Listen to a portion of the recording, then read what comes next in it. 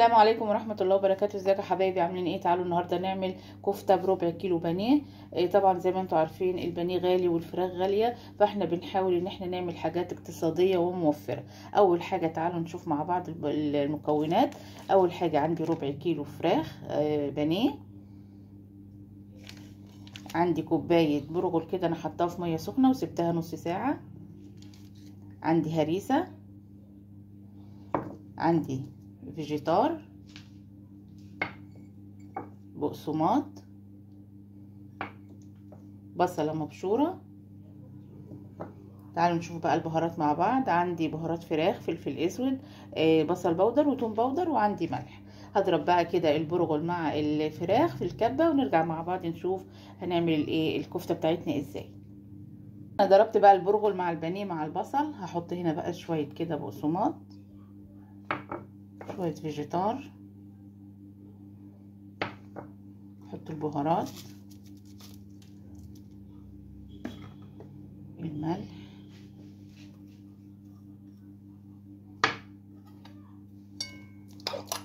احط كده معلقه هريسه،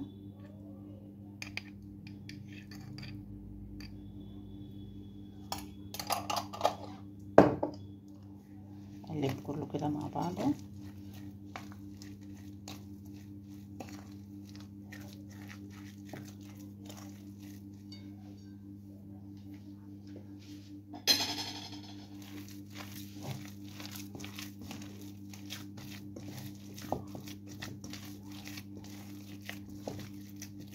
احط شويه بقسماط كمان او فيجيتار.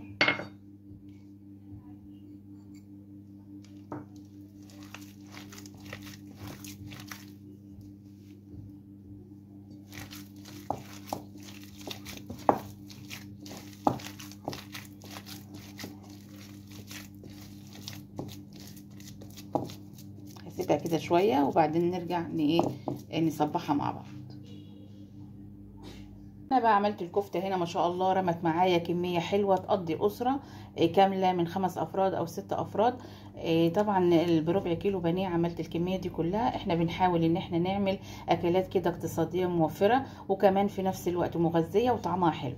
يعني دي اكله ما كلفتنيش مثلا ربع كيلو بانيه وفي نفس الوقت طعمها حلو. ممكن تعملي منها كميه لرمضان، وممكن تعملي الحاجه يعني ايه الشكل اللي انت عايزاه. انا عاملاه كده اهوت. ممكن تعملي انت صوابع او ممكن تعمليها كده في الخله زي ما انت عايزه. ممكن ديت تسويها على النار من فوق او تحطيها في الفرن مع شويه مكرونه كده او شويه رز، او مثلا تغمسيها بالعيش مع جنب شويه طحينه كده. والف هنا يا جماعه، وجربيها وان شاء الله هتستمتعي بطعمها قوي، وطعمها خطير خطير خطير خطير خطير.